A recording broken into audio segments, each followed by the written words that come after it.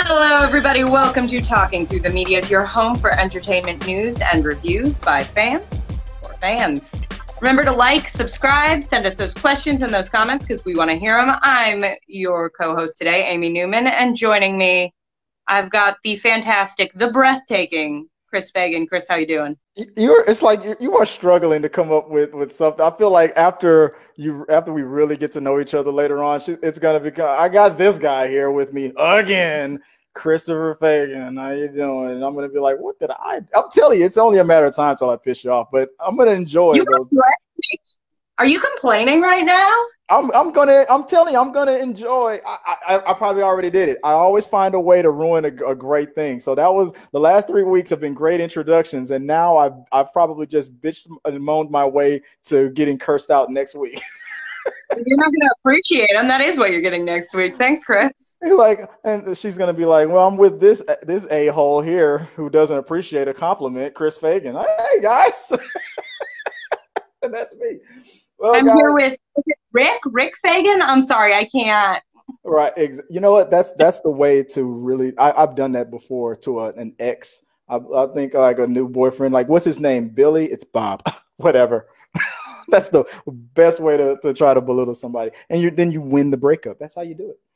But guys, okay, so this is episode 133 of Talking Through the Medias, and before we get started on everything, first I want to do like the updates of what's been going on with the channel, what's been going on with the blog, and what's new on the podcast version of the show. So on the blog, you're going to see a lot of reviews of like movies and TV shows from a new writer contributor named Craig. Craig is a Facebook friend of mine. I've never met him yet. He used to be a YouTuber. He had to stop his channel a while ago because he just couldn't keep up with it. Work got in the way, but he is a heavy writer on Facebook. So I said, Craig, hey, if you're not going to do your YouTube channel anymore and whatnot, but you're contributing to Facebook with these awesome reviews. He does these great reviews of new movies and old movies.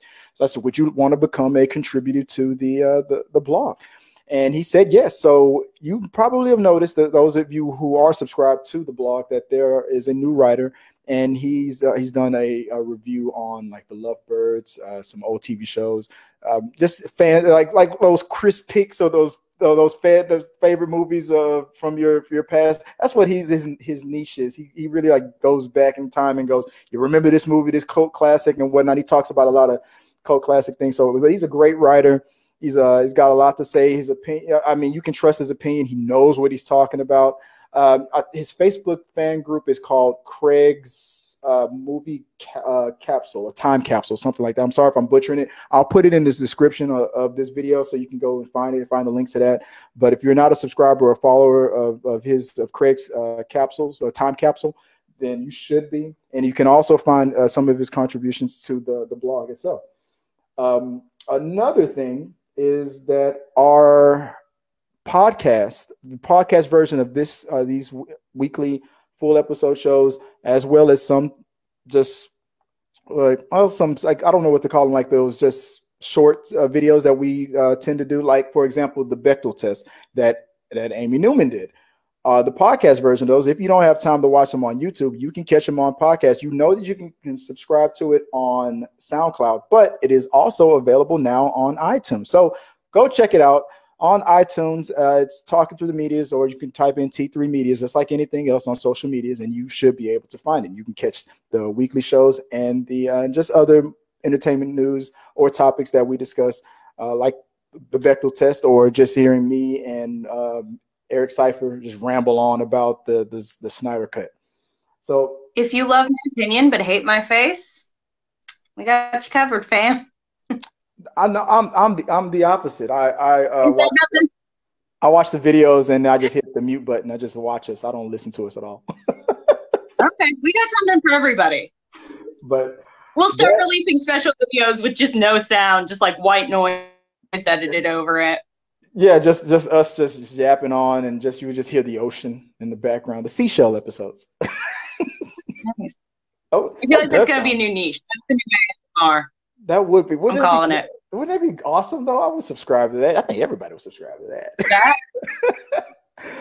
So you might remember Amanda Pierson is or former or current. She's a contributor to the blog as well. She's an actress, model, and producer, and she is. Well, it's not this is a competition, right, for her to be on the cover of the was it the Maxim magazine? And you can the Maxim, is it like it's like the Batman. It's like it's like when you're doing the marijuana or the pot, yeah. But on the Maxim magazine, as all the kids are calling it, you can vote. I'll put the link on the description below, and you can vote for her to be the cover girl for Maxim magazine. I think when I first saw it, she was in 4th place, and checked recently. I think she's now in 3rd. Last time I checked, yeah, she's in 3rd place. So good luck to Amanda. You know her from the show and from the Adventures in La La Land channel. Go check her, check that out, and support her if you can, if you are a fan of this show and of her work. What about you? Did you already? Or if you're a fan of Maxim, hey, if you like the Maxim magazine, and we know you do, the majority of the subscribers to this channel are like 18 to 25-year-old guys. So yeah, I know we know you like it. What about you, Amy? Did you have a chance did you cast your vote yet? I did, but boy, you'd be putting me on blast if I hadn't. I mean, you just do what I do. I'd lie and say yes, and then after the show, hurry up and do it. And I voted for her. Like, of course I voted for her, and I'm not a liar. but no, I think she's in 3rd place now. So yeah, no, good luck to Amy. I hope, and she, and Amy should be actually here in studio soon. So she's coming back to town in a couple of days. So we're gonna be working together again. So. Yeah, it's gonna be kind of awkward next week. So, yeah. Especially if you just called her my name, Chris. Amanda, if I do that, that would be funny if I go. So, Amy, what's the next topic? Well, it's Amanda, and screw you, Chris, and yeah. But Chris, I know you're doing your best, so it only happens like every time. I can show you some of the videos that I've done, some collabs, and I've called out the wrong name. I mean, I do it all the time. You can ask my fiance, you can ask anybody. It happens. So without further ado, now I think we're ready for why is that why is that trending? I'm gonna do that Seinfeld impression. Okay, so first thing that's trending is, unfortunately, the Huffington Post reported that on Monday evening, yet another video of a white woman calling the cops on a black person out of spite went viral. Amy Cooper, I believe is her name. Amy Cooper, a dog owner who had unleashed her Cocker Spaniel, Henry, in a section of Central Park called The Ramble, where legally dogs must be on a leash at all times. Christian Cooper, no relation, I'm assuming, a black man, had reportedly asked the woman to put her dog on a leash. She didn't appreciate his request, and what transpired was captured in a video by Christian Cooper, in which the woman, unhappy with being recorded, called the police and said she and her dog were being threatened. In the video, it appeared that she choked, I misspelled that, I won't tell you what I wrote, her struggling dog, and when the leash was finally applied to the collar, the video ended with Henry saying, "Thank you."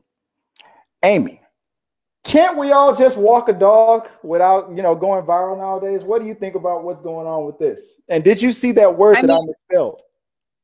I did. I was being nice. I didn't say anything. No, I mean, obviously a ton to unpack here. A ton has been in the news, unfortunately. Some very awful things happening to black men and women in this country by police. And obviously, as a white woman, I feel like I'm not the person to come away from this with a hot take. But honestly, at the end of the day, watching this video, for me, as a white woman, it was really jarring to see how much she weaponized I'm calling the police, I'm scared, there's an African American here and I'm a sweet white lady. And it was jarring for me. And then I had to realize how not jarring that probably was for a lot of people who have experienced this firsthand. So,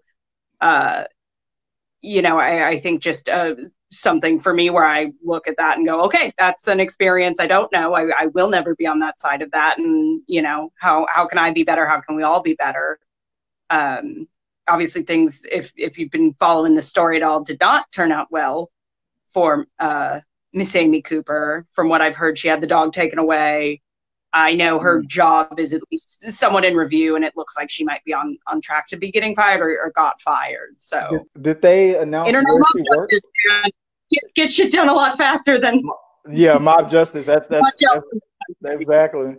Did they announce? Did they like display like where she worked and things like that? I'm sure they did. I'm sure the internet did what the internet does in these situations, and pretty quickly tracked down where she worked and made sure that the police forwarded to her superiors.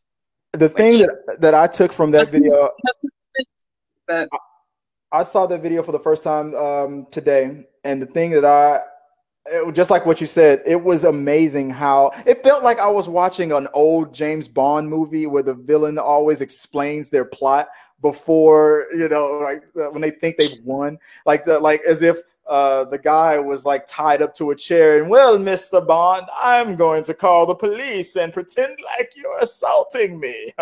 And this is exactly what you did. It felt straight out of like Get Out when she's like on the phone, like sounding like she's crying. God, yes. Yes. Straight up. It was eerie. The way she just went from one to the other. It was her whole tone. It reminded me of, oh man, I'm reaching back real far on this. It reminded me of now stick with me here, a teacher sex scandal I remembered from Florida that happened where the teacher was being recorded by her young lover on like voicemails and things like that. And she would say stuff like, "You promised me," and "pinky promise." And when her husband heard those recordings and how her voice sounded like a teenager, like a 14-year-old girl, instead of his 28-year-old something wife. And he was like, it doesn't even sound like my wife, the way she talks to that boy. That's exactly what it reminded me of, because it's the video, she's like, "Stop recording me." And she's verbally standing her ground. "Stop this, and I feel threatening. I'm going to call the police, and I'm going to call, and I'm calling right now. I'm hitting the 9, I'm hitting the 1, I'm hitting the 1, and hello, police. Yeah." And she just totally changed. Yeah. Like I said, it was weaponizing it in a way that, it almost felt like something out of a movie, how big the switch was and how direct it was. But yeah, like I said, internet did what the internet does in these cases. So they mobbed up. It's cancel culture. Everybody, they activated. Oh no, not this time. That's exactly. I felt like that's exactly what the internet was saying. No. We got this, and it was the thing that caught my attention more than. And I think you were telling me a story about how some people it was alarming how some people were more pointing out the pet abuse more than the racism. And both are bad, but some people were like so much more worked up about the dog getting choked than her attempting to weaponize the police against this black man. Like, which neither are good. I'm not condoning choking your dog out, but like people sometimes emotionally respond to animals faster than they do to other human beings. It's the Michael Vick complex. I call it the Michael Vick syndrome. I think it's exactly what it is. I mean, it's fun. It was the one thing that kind of stood out to me. It was like it felt like I think we're becoming a little numb to it now that it's happening so much. Now it's like more and more people that are turning their phones on and hitting that record button so fast. Now it's like, okay, good, he did that, so now he should be okay, or more okay than he would have been if he didn't do that. Now that we've gotten that out the way, that poor dog, oh my god. Hey, I felt sorry for the dog too. I'm not gonna lie. I was thinking, like, in the side of my head, dog away. I was like, oh my gosh, he's choking that dog. And it's not like I was thinking about the dog more than what was going on, but I was just, it felt like my left brain was going, the internet's gonna handle her for what she's saying. Yeah. But my right brain was like, oh my God, the dog. I was kind of split, but that was mostly because even though one is technically more shocking to me than the other, but it was because I felt like maybe I was taking it for granted. Maybe I was taking it for granted that I just assumed and I knew that the internet would go at her the way it did. But I was wondering if they were going to mention the dog. But then after that, I was shocked on how much people were talking about the dog more than that. So it was a lot of waves that I went through. So I'm assuming her apology is going to come in about a week. Oh, it already did. Oh, it did. She already. Okay. Oh, that's. Let me assume. Let me try to figure out what probably happened, and you tell me if I'm right about this. Was it a lot of that's not really me? That's not what I really believe. Probably my best friend is, or maybe like one of the girls. I remember the lady that blocked the guy from going into the apartment. My ex boyfriend is black. When then her ex boyfriend was like, "Don't bring me into this," kind of a thing. But that's one thing that always baffles me is how some people will go, "I'm not, prejudiced because I have like 3 black friends." It's like, you're not supposed to know the number. Like, to me, that's worse. Like, the number. I couldn't tell you how many white friends I have. I mean, I couldn't. So, like, I think it would be weird. How weird would it be for you, Amy, if I said I have 8 white friends? Wouldn't it sound weird? Well, I was going to ask that. So because I know you, I don't get a pass for anything and everything I want to do. No, yeah. Oh no, you definitely do. That's like let it be known right now. I'm gonna go check it out. You can skip anybody in line at the start. Let me tell you about where the links of being my friend goes. You can skip anybody in line. Yeah, you can skip anybody in line at any Starbucks you want. You can double park, and you can shoplift once every 2 months at a Walmart. That's about it. You can play the Chris card after for that. Anything above that, I don't know. Thank you. Appreciate it. Well, guys, let us know what you guys think about what's going on with the Coopers here, because we're hanging with Mr. Cooper on this situation, and we know why it's trending. What is going on with isn't it crazy how both of their names were Cooper? That's what. Yeah. Every article I read, I was like, that can't be right. Could you related somehow, like distantly, like they show up to family, like to Thanksgiving dinner this year, like, oh, talk about 6 degrees of separation. If we find out that these 2 people are related by a distant relative, I think that would be the most beautiful thing that could happen with this story. Like they become friends. I'm optioning rights for that first script already. That is. I'm telling you, if they have the same Meemaw, I'm gonna love it. But guys, put it in the box below. Let us know what you guys think about what's going on with the Coopers over there, and was it in Central Park and the Ramble or whatever part of New York, where the rules are clear that you're supposed to have your dog on a leash. And how was it Amy Cooper? What was the lady's name again? Was it Amy Cooper? How she not representing the Amy's very well this week. The white lady named Amy. I'd just like to say sorry, y'all. We'll try to do better next time. Let it be known, you are not responsible for all the Amy's. No, I will not. I'm not going to put that on you. Okay, so appreciate that. But I'm going to have to make sure that you're being extra nice to your pets. So make sure, guys. Make sure that you're all being nice to your pets, and make sure that you're not weaponizing 911. And if you do want to do those things, or if you want to talk about those things, put it in the box below and let's hear your comments. Keep it nice. Keep it nice. All right. Don't be mean. All right, so let's move on to the next topic. What else is trending out there on the internets? According to whatstrending.com, the verdict is in, and everywhere you look in this prison cell, Aunt Becky will be going to jail. You like that one? I'm not proud, but actress Lori Loughlin and her husband, Massimo Giannulli, we're going to go with, and I apologize. Tell me in the comments if that was wrong. They have finally surrendered after a long year of pleading not guilty.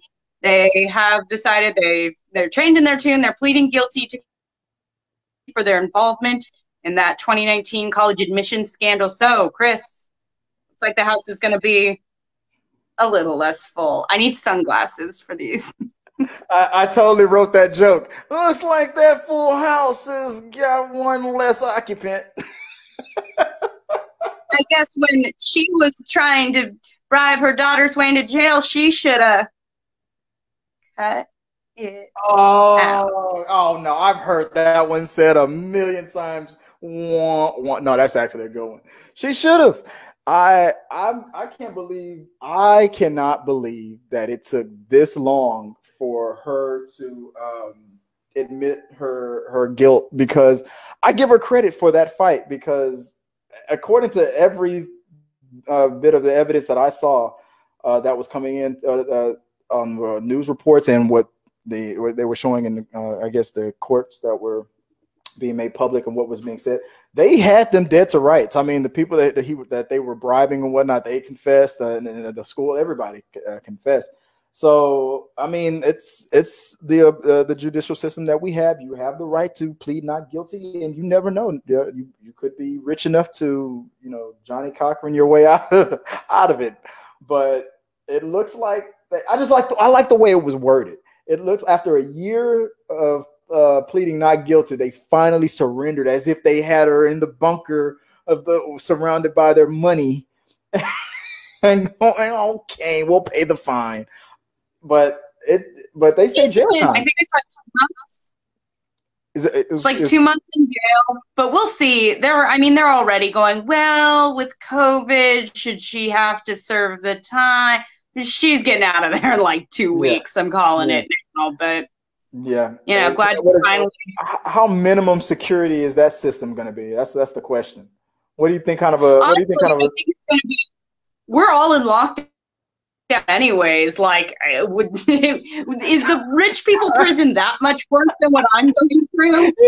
You think she's gonna get off with time served? Since we've already been on home lockdown anyway, we're gonna let you go with time served. If that happens, Lori Loughlin, like, in prison, like, hey guys, I got a sourdough starter going. I'm pretty excited about it.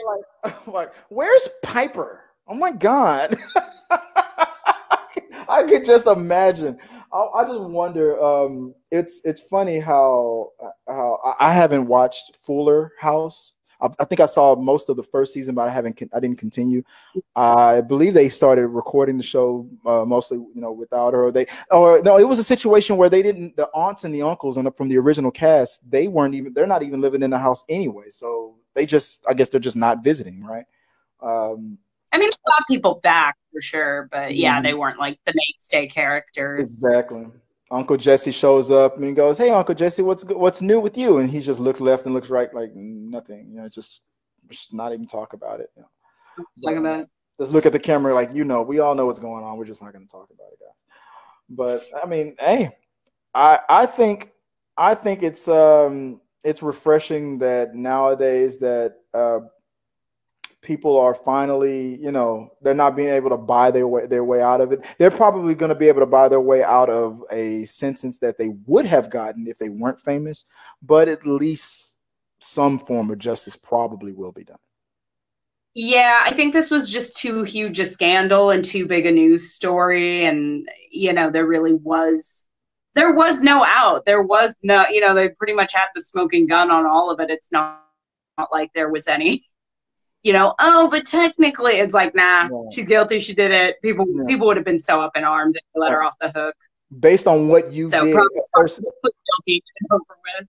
Exactly. And I was saying, because based on what she did, or what they did for their daughter, who didn't even really seem that enthused about going to college in the first place, it took away from someone who was trying to earn their way in based on the merits and their contribution to their education system and everything, the hard work that they were doing. So they really were taking a seat away from people who were really putting in the effort and the work and who really wanted to be there and couldn't afford to just pay for it and whatnot. So it was disgusting for a lot of, as a parent. I mean, I would be upset too. Yeah. But I honestly thought that it was just going to be like a fine or something like that. But and for all we know, maybe you're right. Maybe the judge will be like, well, based on the fact that you've probably suffered enough with this pandemic, so one day in jail and don't do it again, kind of a thing. But well, I guess we'll see. Let us know what you guys think. How do you feel about Aunt Becky finally getting the book thrown at her and she's surrendering and everything like that? Did you think it was going to work out this way, or do you think that something's going to happen where it's going to be like, well, gets off on good behavior, time served, serves like half the sentence, less than half of the sentence? Comment below, put in the box below, let us know your thoughts, and we will talk about it right here on this space. Now, what else is trending on the interwebs? All right. Well, in music news in Level Medium, it is the 20th anniversary of Eminem's second studio album, the Marshall Mathers LP. Those who tried to paint Marshall Mathers as a culture vulture failed to understand that Eminem was a unicorn. Elliot Wilson said, "We never thought a white MC could be that skillful and a superstar." Now, the world doesn't even look at Mac Miller in the context of, oh, he's a white rapper. So, Chris, how do you think Eminem has changed the industry? I feel like Eminem has changed the industry for the better. I remember when I first listened to the Slim Shady LP and then the Marshall Mathers LP, how it was at the same time when the boy bands were back, NSYNC, Backstreet Boys, Britney Spears, everything was going on. Yeah. And then on the charts on Total Request Live, right there, killing it on the charts was Eminem. And it was at first I thought like everybody else was thinking, like, oh my God, I hope they don't treat this guy like he's going to be like Vanilla Ice, because he's obviously got way more talent than that. And this whole thing with what's going on with his mother, it's unique. It's something about this guy. And then when that album came out 20 years ago, that I Am Whatever You Say I Am, the song Stan, with that hook, what was that, Dido who sung that hook? T's Gone Cold, I'm Wondering Why. All those songs from that album, and it changed the genre, and to this day he's still out there working, and a lot of people can thank him for the way the world looks at a white rapper nowadays. Nowadays you don't even think about it anymore. There's way more white rappers out there making a killing and dominating the charts than there ever probably would have been if it wasn't for what Eminem went through. And it's a great thing, because now it's like you don't even think about it. Now people can be themselves. They can. There's more inclusion. People, because I'm gonna tell you right now, hip hop is one of the last things that's going to, as far as their stubbornness, and if I can talk about fans, as far as like, I will never want this type of a rapper or that type of a rapper representing, quote unquote hip hop. Hip hop is going to be one of the last genres where those fans will accept, a bunch of just different. I won't name the ones I'm thinking about, but just different types of artists and whatnot. But if it wasn't for what Eminem did, I don't think hip hop or rap genre, the fans would have been as inclusive as a lot of people are nowadays. Now there's all types of walks of life right now in that genre. And there's some people that are bashing on people for their differences and whatnot. But there's way more support, I feel, nowadays than there is. And he is one of the guys who helped contribute to it, which I feel is ironic, because he did a lot of bashing in his time. So it's kind of funny how that all worked out. What about you? Are you ever, or were you ever an Eminem fan? Are you currently listening to any of his new stuff or old stuff? I mean, I was 20 years ago, I was a little young. I don't think I was allowed to listen to Eminem when I was a wean, but no, I have a lot of respect for him. Definitely interesting growing up, and like I wasn't a huge hip hop fan at that age, but like watching the face of that change, and yeah, now having Mac Miller and Macklemore and guys come in, and yeah, you're thinking it's definitely changed the face of that. And at the end of the day, I don't know a ton about rap. I'm not going to pretend I'm like an expert, but definitely one of those genres where it's like, I don't know enough to maybe always be like, oh, this and that's happening. But it's like, I hear shit and it's like, this is good. This is really good. So yeah, respect for him. And 20 years ago, I was 20 years old when that song came out. I remember exactly where I was the first time I heard it. I was in my car. Me and my friend Marcus Martel. We bought the CD. We left the store. We put the CD in my car and we played it and we drove home. And there was I think it was the first song where he said something like, "You probably think you probably think that I'm in the tape deck now. Shit, I'm in the back seat of your trunk with duct tape stretched out." And then me and him literally went. As we played along, it was funny to us. So it was like, okay, weird. But yeah, that's where I was when I first heard that. I think it was the opening song. That was one of the lines in there. So yeah, you can tell I am a fan. I love Eminem. I love his whole career.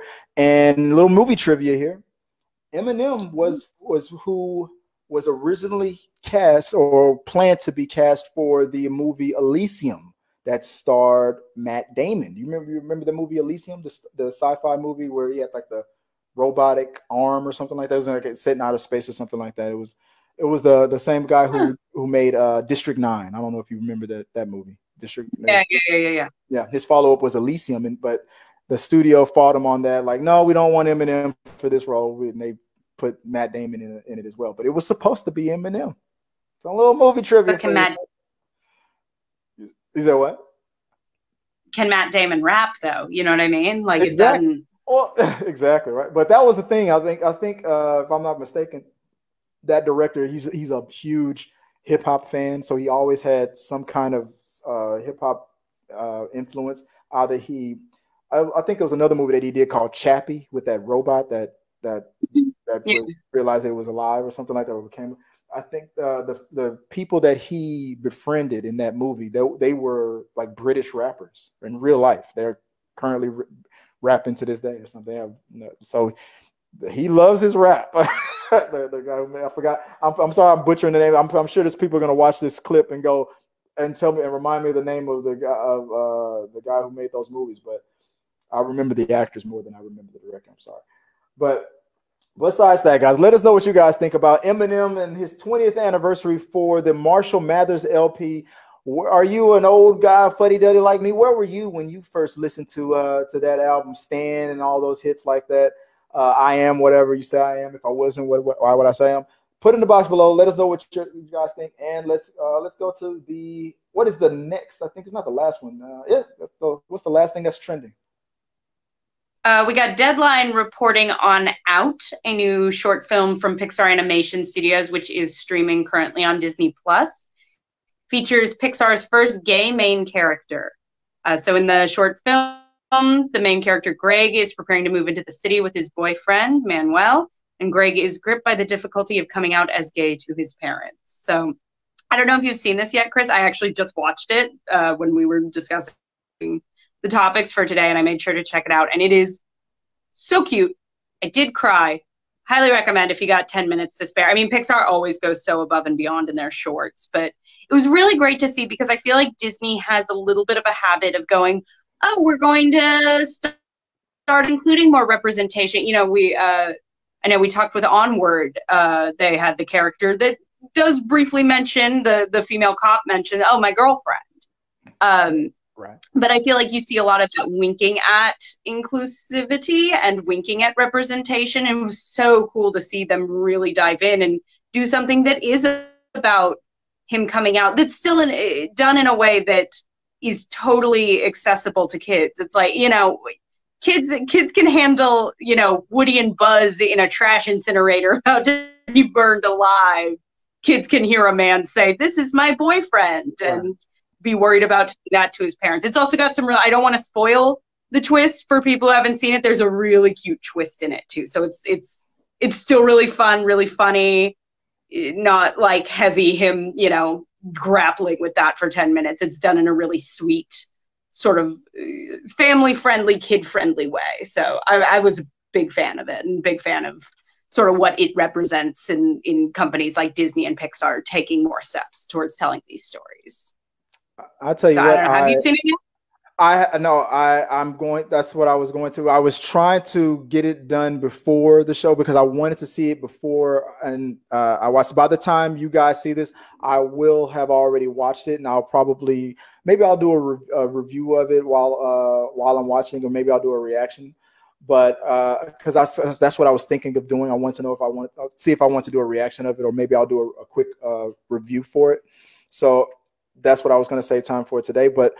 The thing that, and the reason why this caught my eye, because I saw it on Disney Plus, I saw it displayed, and I made sure to take a note of that, and then because I want to save it to watch it tonight. And the first thing I did when I came across this topic, this thing that was trending, this news, was I immediately went to like the comment sections and stuff. I don't know why. Because when I read it and when I saw it, I was like, oh, that's good. You know, that's they already did that with Onward, and they talked about Gaston with the Beauty and the Beast and everything like that. So they're normalizing it or just pointing out the fact that it's not a big deal. If you're I forgot who said it. What was his name? Was it Fahrenheit 9/11 guy? I think I forgot his Michael something. That director. I think he said it best when he said to a crowd of people who don't agree with his personal politics. And the guy was the lady that he was arguing with. I don't like gay marriage. I'm against gay marriage. And he was like, okay, if you're against gay marriage, okay, well then just don't get gay married then. It's as simple as that. And so it was just that comment that just it's just an obvious thing. Like if it's not for you, that's the point. It's not for you. It's for the people that it's for. So, and just because your neighbor might be gay and getting married, or a relative or anything like that, that's what's going on in their lives. I mean, they gotta watch you and whatnot, get married and stuff. So why can't they have the same experiences? It's not an insult to anything. And maybe I would have been a part of the mob or that mentality when I was a kid, when everything was funny to me and I just and I had that mentality. But I without even realizing it, as I got older, I realized how much it just is not a big deal, and it shouldn't be. But I was curious, and I didn't find much. And I stopped myself from searching, but my first instinct was, what are the comments? I was so curious. Like I was hoping didn't see it, and I didn't. But I'm gonna admit I didn't do that much diving. The only comment that I remember seeing was somebody trying to correct Pixar and say, wait a minute, the first person that was represented was on Onward and stuff. And I was like, no. And then somebody corrected them and was like, no, it says starring in its own. So that was the only that was the funny thing that I saw online, was just people just trying to correct the who did it first kind of a thing. I didn't see any bashing or anything like that. I'm sure it's out there, but I didn't dive into it. I'm gonna watch it first, and I'm gonna ignore all of that stuff. I think it's great, and I think we talked about it too when we did the Onward review. How I think they're doing it the right way. There's like, and we just did it there. Yeah, then it's done. So it's a cute short. Honestly, it's well done. It's clever. It's fun, and it's gonna mean so much to some kid out there who finds it on Disney Plus and feels that much more seen and that much less alone. And I just think that's cool. It reminds me of a couple of years ago when they did that marketing campaign called "It Gets Better," when they talked about people in the LGBTQ community who were getting bullied, and how people who are like famous gay people would do those public service announcements of "It gets better." It's just don't do the worst to yourself. Don't find support groups and things like that, and talk to someone. Because you have support, you have friends out there, it gets better. And I gotta say, I remember in the early 2000s when even in your state in California, when they first were trying to vote for legalizing gay marriage, and it was voted down. And they were talking Yep. about, I think Schwarzenegger was the governor at the time. I think they were talking about it's a sign of times. You see, America's not ready for this.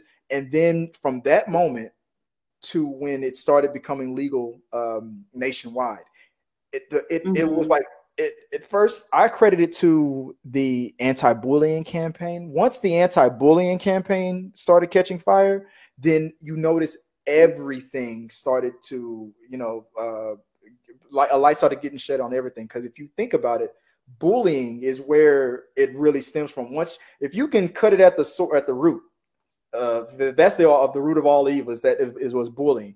It linked to like racism, prejudiceness against LGBT community. Bullying affected so much that once they cut it off at that root, then legalizing marriage started becoming popular. It went national, almost all national wide.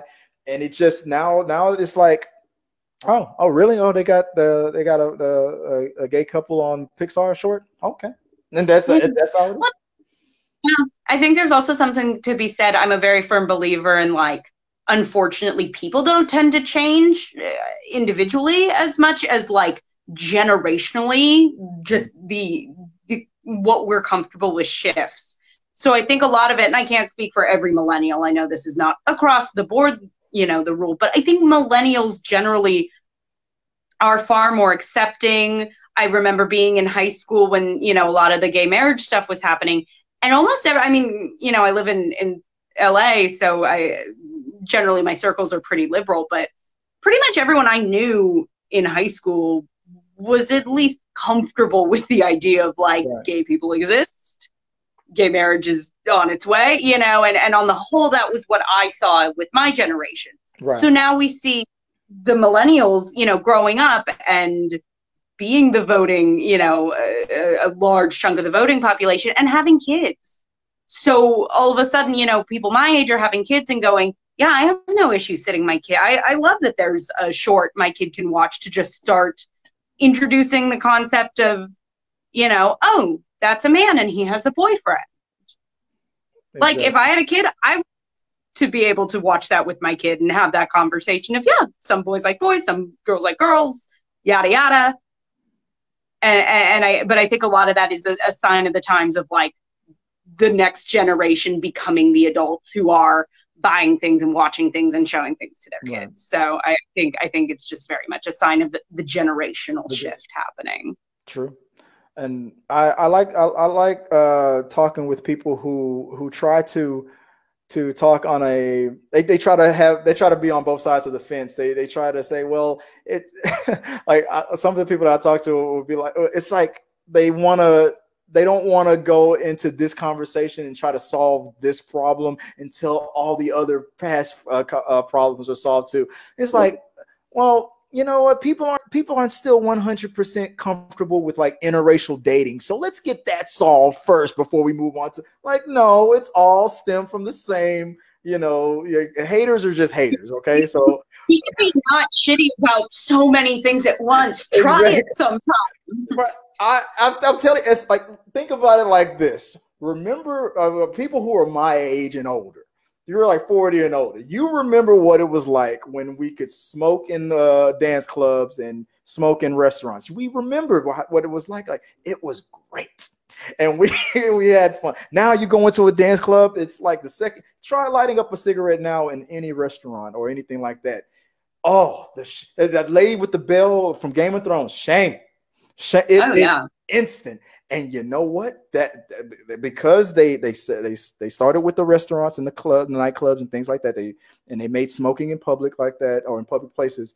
They started banning it, and it started catching on. Now the air is a little cleaner. Now now the next generation comes up. It's like you try to light that cigarette. It's like everything stops. Like that scene on Thriller, or when the heads all shift at the same time. They sound like, what the hell are you doing? Now it's like, oh my God, sir. What the hell? That's how progress happens. I mean, you rip that Band-Aid off, and the next thing you know, you don't even remember it. You don't even miss it. And I think that's what's happening. I mean, we're gonna progress forward. We're not going to look back. And we're not, and my kids are going to be like, what? You used to stop people from getting married just because they were same sex? What? It's weird. You know, this is going to be a weird thing to hear one day. Well, guys, let us know what you thought about that. Have you checked it out yet? I'm going to be honest. Amy saw it. I haven't seen it yet, but I'm about to watch it. Today was my day to sit down and check it out. And I'm going to go check that out and give my review on that. I think it's called, I believe it's called Out, right, by Pixar and Disney. And it's on Disney Plus right now. So go guys, go check that out. Let us know what you guys think.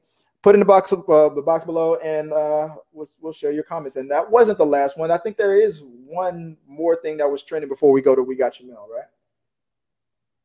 I believe so. Real quick, we got mensdivorce.com, which that's a website, apparently. Yeah. Oh, yeah. That's a thing. Subscriber. Mensdivorce.com says research has shown that video gamers run the risk of divorce. The spouses of video gamers are often unaware of the possibility of addiction, including a spouse in a video game helps lower that risk.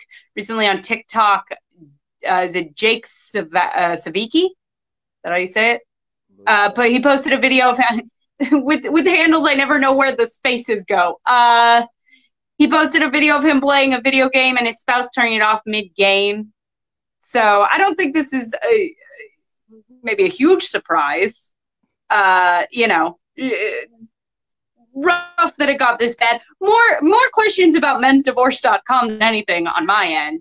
But I think it's like anything. You get too wrapped up in you know, anything that you use as an excuse to shut out somebody in your life. I don't think it has to be video games. If someone was constantly watching a movie and going, don't talk to me, don't talk to me, don't talk to me, right. And refusing to share that with me, then yeah, that would be rough too. But I think video games, for whatever reason, can create this really, because I guess it is because it's like, it's storytelling and it's sort of a thing people base a lot of their personality around, and it's a social life in there. Like there's that whole element, like when my boyfriend's playing video games, it's like, oh, you're talking to people on there and you're connecting. And honestly, right now it's been great for him because he gets to play with friends and see them. And you know, credit to him. He's really great about communicating with me, like, I'm going to play for this time. Is that okay? Making sure to spend time with me afterwards. And if he didn't, that would be a wedge in our relationship for sure. If I felt really shut out or like he was picking that over me, which I know a lot of people do. Oh, so there's been so many divorces on this, and I did. Yeah, there is a mensdivorce.com, and it's a new movement that's happening for us divorcees. We want to play our video games, woman, and leave us. No, you know, it's funny. I thought that, and I'm sure Joy did too, because there have been some times where I'm on the damn thing all day, but yeah. I've gotten to that part of my relationship where if it's been a problem once or even twice or thrice, I don't know, I'll become more sensitive to it, and I will put it in check because I don't want it to become a problem.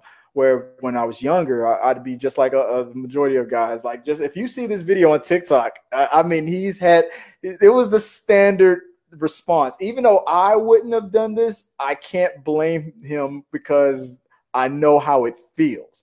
Now, I don't know the story. I'll put the link below for you guys to check it out. I don't know if you saw if you looked up or on TikTok this video, Amy, but he's playing his video game. She's recording. And she just shows herself, all you can see is her hand, and she just turns it off. She puts her hand on the off button, and he's like, don't do it. And then and his reaction is just, he exhales, he throws the headset down, throws the controller down, just stands up, turns around, then turns back, and says, why? Why did you do that? And she goes, because you're on it all day. And then he says, and I'm sorry, guys, this is where, if you're smart like me, all of us guys abandoned him at this point of the video. He looks at her and goes, this is all I have. This is all I have. And he said it's so earnest. That's what he said. I know video games can be addicting, and I know that's a real thing, but I feel like so much of that stuff is like, this is a symptom of a bigger issue in your relationship. If you can't discuss and set boundaries and communicate with your partner that you're feeling unappreciated or not, getting the attention or love or affection you want, it's not video games' fault, y'all. My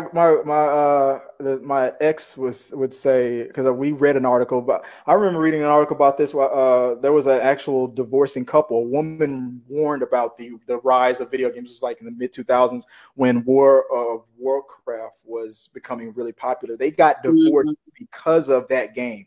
He started spending all that she bought the game for him. Then he would play a couple of hours. Then a couple of hours would turn into all day. All day would then turn into weeks. Weeks would be, the weekends would then bleed into the week where he would be calling in sick from work, and bills weren't getting paid, rent wasn't. I mean, it was that bad, and she had to step in, and she tried to get rid of it, and he turned it all around on her. He was getting to a point where he'd rather live in this virtual world than be with. This was his wife. And they got divorced. And I remember at the end of that article, she said, and when she got back in the dating game, if you're a gamer, no, it ain't happening. We're not dating. I'm not going on one date with you. You can't buy me a cup of coffee at all. She wants to cut. I guess I will. Yeah. I guess I will amend my statement because there are levels of it. You need to work on communicating, and then there's being with a person with an addiction is rough. And like, that doesn't necessarily have to be drugs or alcohol or, that stuff's real. Anything that takes the place that pretty much virtually or physically replaces your spouse. It's a threat. It's a threat to your relationship. And I gotta say, I'm kind of actually proud of myself, because I actually thought that when the quarantine stuff started happening, I thought on day one I was like, oh man, I'm gonna be playing my video game a lot. But I'm actually surprised. The thing that me and Joy have been doing more than anything else has been binge watching Grey's Anatomy. That's what we've been doing mostly through. I mean, I've been telling my friends, no, I can't get on the Xbox. I'm watching. Gotta see what Meredith's up to. So I mean, it's weird, but that's exactly. So I've actually been saving my my relationship. I haven't been gaming that much, but no, it's I'm definitely going to, after we're done with this show, she's at work. I'm definitely getting on the Xbox tonight. So I mean, I get it. There's nothing wrong with that. And when she's at work, I'll do it. But when she's here, I'll still do it. But I won't replace her with. I like boobs more than I like Xbox. So I pause every now and again, be like, "You good?" That's all we ask. Yeah, he's like, you exactly like why? Like she says every like 30 minutes or 40 minutes or so, he'll just be like, "Just want to make sure you're okay." Like I'll be like behind him, like reading, like, "I'm good." It's like, okay, back I go. I think, if I remember correctly, I don't know what I can fit in without ruining something. If I need something. Make a game out of it. I think on the same TikTok channel, or if that's what it's called, this profile, I think she got him back. If I remember correctly, there was a video that she posted where she set the camera up while he was playing his video game. I think he was on the couch playing, and then she stands before him and kneels in front of him, and she starts putting her hair up in a ponytail, and he goes from holding the controller like, oh my God. And he's like, he puts the controller down, like, and then when she wraps up her ponytail, she reaches under the sofa and pulls out the remote control, and then she goes, what you think was gonna happen? it totally gets so maybe it wasn't a real video, maybe it was a video just pointing out how guys are, but I think they have like a prank relationship where they go back and forth, so who knows if it was real or not, but it is a problem with some couples. Yeah. So, let us know what you guys think about that. Comment below. Is your relationship surviving with this quarantine thing? Is your husband or wife? Because 50% of gamers now are girls. 50% of comic book readers are girls. Believe it or not, girl gamers are kicking ass, and they're kicking your ass, sir. So is your relationship surviving? How many? That's what I want to hear from. How many guys are out there that are like, get off the game? And what about me? You know, I am serious. I'm not even joking. I want to know if I want to see how addicted your wife or girlfriend is to that game that you bought her, and now she won't let you play anymore. That's who I want to hear from. 3, 2, 1, and we're back. All right, so now it's time for We Got Your Mail. So how can you send a question or a comment in on We Got Your Mail? Well, it's quite simple. Go to @T3Medias on any of the social medias, on all the internets out there, Facebook, on the Twitters, on the Instagrams, on the TikToks, and you can send us a question, a comment, or a concern. You can even send us some constructive criticism, like, Chris, that shirt does not match your personality, and you would be right, and we will read it right here. Oh, We Got Your Mail. So I think we got one question that came in. So, and do you have it queued up, or do you want me to go? Yes, from the Movie Addiction Facebook group, we have a question from Anthony Roosevelt. It's a multiple choice, which I really appreciate because makes my life easier. I don't have to think so hard. Whose career had the biggest decline? Your options are A, Johnny Depp, B, Nicolas Cage, C, John Travolta, or D, Cuba Gooding Jr. I'm gonna let you go first on that one. Who do you, out of all 4 of those actors, based on their rise? There is a really obvious answer here because there is one person on that list I don't think I've heard like 10 years. You would think. Now when I went through that Facebook group and I saw the comments, I was surprised on the name that kept coming up. I'm curious if you're going to say that name. Which name is the obvious answer? Okay. I was going to say Cuba Gooding Jr., but he did have American Crime Story as OJ. Yeah, that was pretty good. Story, and he was on American Horror Story as well on one of those recent seasons. I was going to say Cuba, but he did have a little rebound recently. Maybe John Travolta. You think John Travolta? The people from yes, because you know what? I'm going to say also because you got to look at where they started to where they are now. Yeah. And John Travolta from being sex god movie star. I would say fall from grace, point A to point, whatever we want to call this. Yeah, because Cuba's good actor, still doing good work, definitely fell off the map for a good decade, but is having a little bit of a resurgence. Yeah, I'm gonna go John Travolta.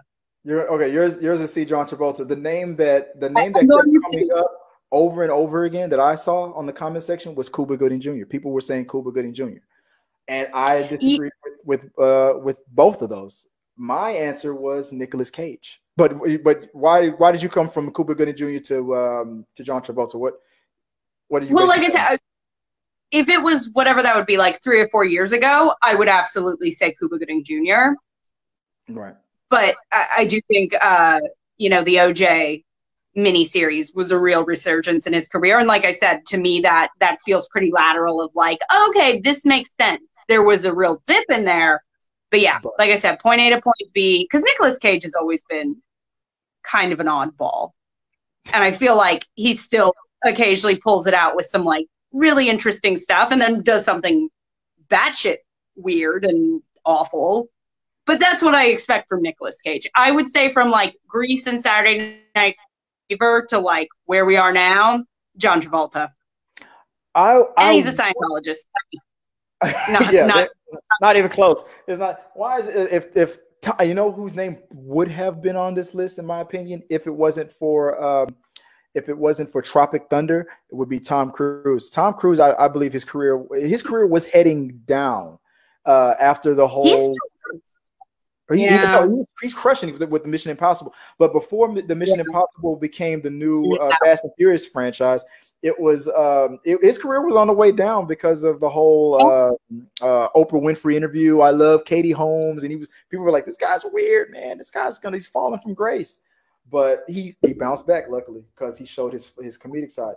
But from these options, Johnny Depp was the only reason why I feel like Johnny Depp was even on here was because what he's recently going through with his wife. But yeah, I looked at just how you looked at it. I looked at how they began to where they are today. And for me, the one who had the greatest height to the greatest fall just by being on this list to me is Nicolas Cage, because he's an Oscar, just like the other guys. He's an Oscar winner. The way he started his career was tremendous. Where he started from to the heights that he went to the franchise he does, and I feel like the people aren't putting him as their choice is because he's still consistently working. It's like he's oversaturating the market with how many movies that he's doing. But people are forgetting why he has to do so much work. He is bankrupt. He got bankrupt. He's still rich and he has money, but he owes more than he's bringing in. He owes the government and whatnot. Johnny Depp is fine for the rest of his life after with the Pirates of the Caribbean. He could stop working, even with the Amber Heard allegations. And I feel like new stuff has come out. He's really coming out the other side of that, but he never stopped. I mean, he was still doing the Fantastic Beasts franchise. Right. Like he never stopped working, even much as it may have been a hit on his career. It was a hit, but even with the hit with his career, even with the hit with what's going on in his personal life, and he's starting to come out the other side of that. Even if we were in the middle of that, let's say he was 100% going down in the tubes for that. The height of his career, what he accomplished was so much. It would take way more than that. I mean, not to sound insensitive, but to like, I don't know, make him that choice. I mean, he would have to be like going to jail or something like that for me to be able to think of him. John Travolta, same thing. The way he started from Grease to Saturday Night Fever to Pulp Fiction, and his career being brought back to life, and him being an action star in a lot of action movies, a dramatic actor.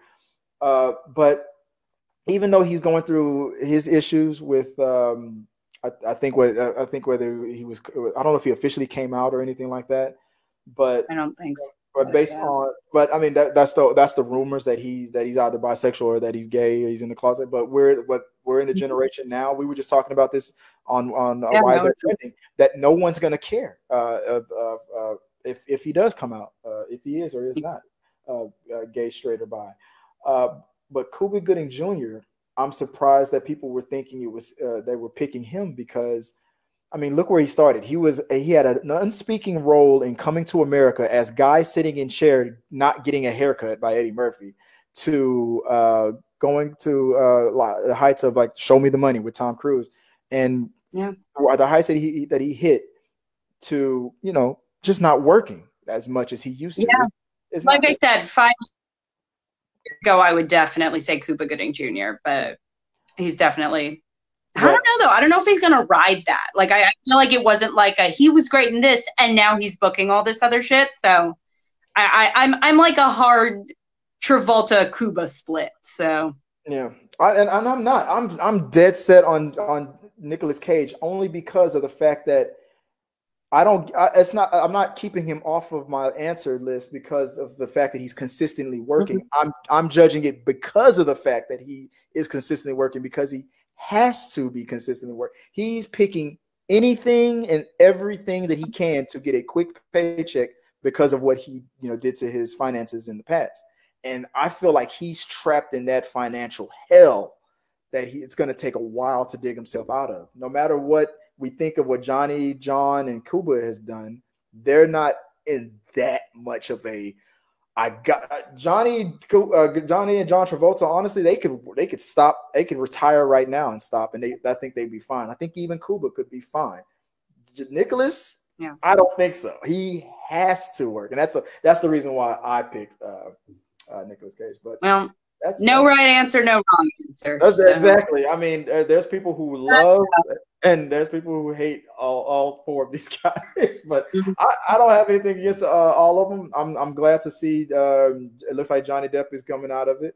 I wouldn't be upset if his ex-wife stays on Aquaman. I think they both have blame on that whole scandal. I think Nicolas Cage is gonna is gonna be fine because Disney Plus has said that they might be doing a third National Treasures movie. So maybe Disney will be the thing that brings him Nicolas Cage back again. John and Kuba, they'll be fine. They're fine. Yeah. They'll be fine. Okay.